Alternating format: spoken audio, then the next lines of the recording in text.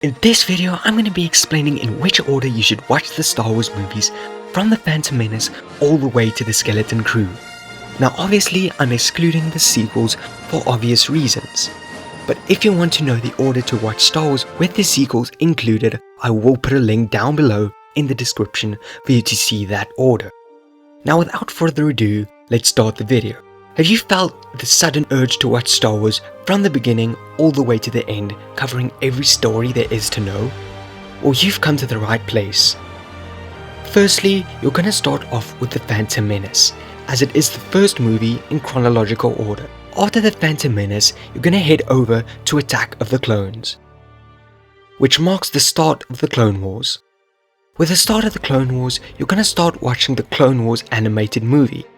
And get ready for this, you have 7 seasons of the animated Clone Wars series to get through. But hold on, before you watch the 7th season, I will tell you exactly how to watch Revenge of the Sith and the 7th season of the Clone Wars perfectly intertwined. Start at episode 9 of season 7, The Clone Wars. You are going to watch this episode until 16 minutes and 22 seconds. Then switch over to Revenge of the Sith and start watching until 27 minutes and 37 seconds. You will then switch back to episode 9 and finish off the episode. Continue onward to episode 10 and watch episode 10 until 2 minutes and 57 seconds.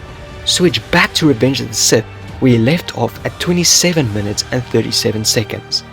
Continue watching Revenge of the Sith until 52 minutes and 24 seconds. Return to episode 10 where you left off at 2 minutes and 57 seconds and finish off the episode. Then you can freely watch Revenge of the Sith all the way to the end. Lastly, go back to the Clone Wars, watch episode 11 and 12 all the way through without cutting any scenes. This is the end of the Clone Wars and the start of the Empire. Go over to Tales of the Jedi and end with Tales of the Empire. This is the start of the Bad Batch series. Continue watching this series all the way to the end and head over to Solo: A Star Wars Story. After the completion of Solo: A Star Wars Story, you can start watching Obi-Wan Kenobi. Next in line is Andor, and after Andor, Star Wars Rebels awaits. Finish off all 4 seasons and that marks the start of Rogue One: A Star Wars Story. Now it's time for all the originals. You all probably know in which order to watch these. Firstly, A New Hope, then The Empire Strikes Back, and lastly Return of the Jedi. We are near the end.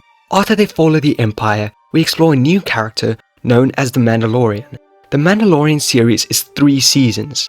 Before you start watching the 3rd season, you should head over to Book of Boba Fett.